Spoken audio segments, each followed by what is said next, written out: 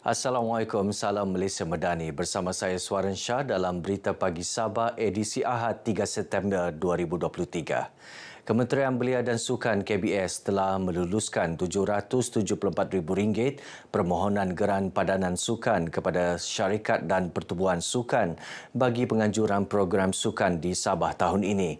Menterinya Hana Yeo berkata ia sebagai dorongan untuk pertubuhan industri sukan di Sabah yang terkenal dengan destinasi sukan seperti menyelam, skuba, pendakian gunung, golf dan aktiviti semula jadi.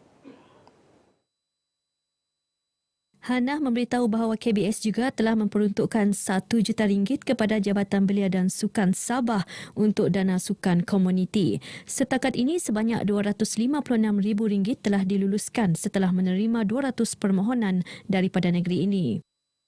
Kita nak untuk bangunkan sektor industri sukan bersama, bukan saja untuk mengejar pingat kerana industri sukan banyak potensi dan mereka sumbanglah kepada pertumbuhan ekonomi di Malaysia. Jadi dengan adanya lebih banyak lagi geran padanan sukan seperti ini, kita akan membawa hasil yang lebih tinggi untuk negara. Hana berkata demikian kepada media selepas merasmikan Expo Industri Sukan Sabah 2023 EISS 2023 di Kota Kinabalu.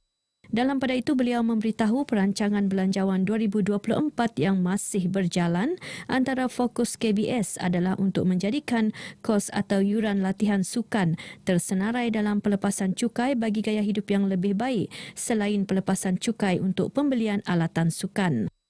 Terdahulu, Hana menyaksikan majlis menandatangani memorandum persefahaman industri sukan antara Persatuan Pengurusan Industri Sukan Malaysia, PRISM, dengan beberapa syarikat berkaitan sukan. Sementara itu, Menteri Belia dan Sukan KBS Sabah, Datuk Elron Alfred Angin menyambut baik peruntukan geran padanan sukan dan dana sukan komuniti untuk menyokong pembangunan industri sukan di Sabah. Beliau berkata melalui geran padanan sukan dan dana sukan komuniti itu, ia akan merancangkan penganjuran acara sukan baik di peringkat negeri, kebangsaan dan antarabangsa. Dana ini kita sepatutnya belanjakan untuk menjana pendapatan negeri. Ya, industri sukan ini bukan bermakna hanya pemain itu saja yang mendapat dana, tetapi sebenarnya negeri Sabah pun akan dapat limpahan daripada industri sukan ini. Dato' Aaron ditemui media selepas mengulas geran padanan dan dana sukan komuniti yang diumumkan Hana Yeo. Menurut beliau, kerajaan negeri menyokong penuh pembangunan sukan sebagai satu industri yang berdaya saing dan menjadi salah satu industri negara yang penting serta dapat menyumbang kepada kemakmuran sosioekonomi negara. Sehubungan itu, beliau mengajak usahawan sukan di negeri ini mengambil peluang untuk turut serta secara aktif dalam pembangunan industri sukan bukan sahaja di peringkat kebangsaan malah di peringkat antarabangsa.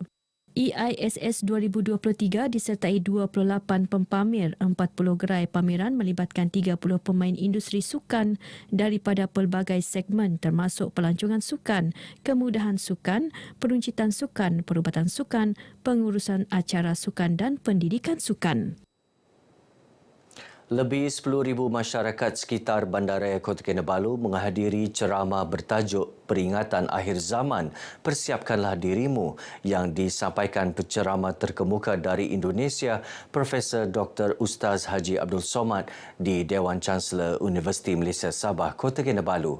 Ceramah perdana tersebut antara lain memfokuskan kepada sikap dan tingkah laku umat Islam yang perlu dilakukan di akhir zaman agar mempersiap diri dengan ilmu dunia dan akhirat.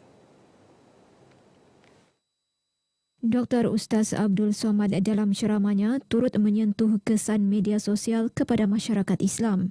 Jelasnya, sekiranya perkongsian di media sosial adalah perkara yang memberi kebaikan kepada umat Islam secara keseluruhannya, ia adalah amat digalakkan. Beliau juga mengingatkan umat Islam supaya tidak berkongsi atau meluangkan masa melayani aktiviti negatif yang berlegar dalam media sosial ketika ini. Dalam ceramahnya, Dr. Ustaz Abdul Somad turut mengingatkan agar berhati-hati berkongsi di media sosial bagi mengelak terjebak kepada perbuatan dosa sepanjang zaman. Selepas ceramah selama sejam ini, Dr. Ustaz Abdul Somad turut menjawab soalan daripada hadirin, terutama persoalan yang perlu dilakukan oleh umat Islam di akhir zaman ini. Ceramah perdana ini turut dihadiri isteri kepada Ketua Menteri, Datin Seri Panglima Datuk Hajah Julia Salak. Seramai 100 penyelam skuba terdiri anggota Tentera Laut Diraja Malaysia TLDM, Tentera Darat Malaysia, beberapa agensi serta orang awam menyertai Merdeka Mega Dive 2023. Program tersebut merupakan anjuran Markas Pemerintahan Armada Timur dengan kerjasama Majlis Keselamatan Negeri Sabah, Hospital Angkatan Tentera Wilayah Kota Kinabalu dan Kelab Perahu Layar Kota Kinabalu. Program tersebut berlangsung di pangkalan TLDM Kota Kinabalu. Berucap merasmikan Merdeka Mega Dive ini, Panglima Armada Timur, Laksmana Madya Dato' Pahlawan Muhammad Ruzilmi Ahmad Fahimi berkata, program ini antara pengisian sambutan Hari Kebangsaan dan ulang tahun Angkatan Tentera Malaysia ke-90. Ia juga antara medium untuk menzahirkan dukungan terhadap teras keselamatan negara dalam Dasar Keselamatan Negara 2021-2025 yang menekankan aspek pembangunan mampan iaitu menjaga kelestarian sekuriti makanan melalui pemeliharaan sumber alam semula jadi. Terdahulu, Hospital Angkatan Tentera Wilayah Kota Kinabalu mengadakan bengkel sokongan hidup asas. Bengkel berkenaan bagi memberi penerangan dan pengetahuan kepada para penyelam berkenaan kepentingan bantuan awal pertolongan cemas dan pendedahan tentang bidang perubatan selam. Masyarakat pedalaman di negeri ini berharap Kementerian Komunikasi dan Digital KKD dapat menambah baik bantuan pakej 5G Rahmah sekaligus diperluas di kawasan berkenaan. Ini kerana kebanyakan kawasan pedalaman masih belum mempunyai liputan jalur lebar 5G dan sekiranya ia tidak ditambah baik, rakyat tidak dapat memanfaatkan sepenuhnya bantuan tersebut. Penduduk yang ditemui berharap pakej 5G Rahmah dapat ditambah baik dan dinikmati oleh semua lapisan masyarakat.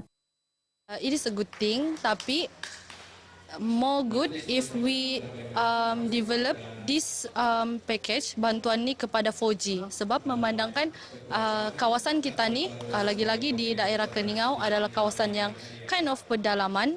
So kalau untuk cakap jaringan 5G tu sangat susah. So macam kalau untuk student di sini ni dia macam guna 4G je lah untuk kawasan pedalaman. Harapan saya untuk kerajaan kasih naik taraf menara telekomunikasi kepada kawasan pedalaman supaya dapat guna 5G lah di sini.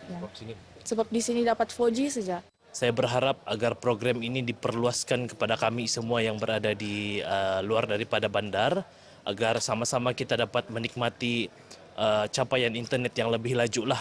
Sebab kita tahu yang di luar bandar ini juga terdapat ramai potensi-potensi untuk kita ketengahkan. Tapi kalau capaian internet itu tidak sebegitu bagus di bandar, dia akan terbantut di situ sajalah. Sementara itu, Pengerusi Sabah Net Sendirian Berhad, Dato' Azman Ruslan berkata pihaknya bersedia membantu merealisasikan hasrat berkenaan. Mungkin ada usaha-usaha yang lain dan sebahagian daripada usaha itu telah dibuat oleh Kerajaan Negeri Sabah melalui beberapa agensi, contohnya di bawah Sabah Net mempunyai kekuatan kemahiran dari segi kepakaran pekerja-pekerja ataupun kepakaran engineer-engineer kita di bawah Sabanet dan sebagainya yang boleh boleh bekerja untuk menyalurkan konektiviti ini kepada masyarakat. Dato' Azman ditemui pemberita selepas merasmikan mesyuarat cawangan berkelompok Parti Gagasan Rakyat Sabah Gagasan Rakyat di Dewan Kampung Tudan Baru Keningau. Beliau juga berharap Kerajaan Persekutuan dapat menambah peruntukan sedia ada kepada kerajaan negeri untuk menaik taraf talian komunikasi di negeri ini. Pencarian bakat bintang RTM kembali menjelajah ke Sabah, negeri keempat selepas Pulau Pinang, Johor dan Pahang. Uji bakat di Sabah diadakan selama 2 hari bermula semalam yang berlangsung di bangunan kompleks bersepadu Kementerian Komunikasi dan Digital Kota Kinabalu.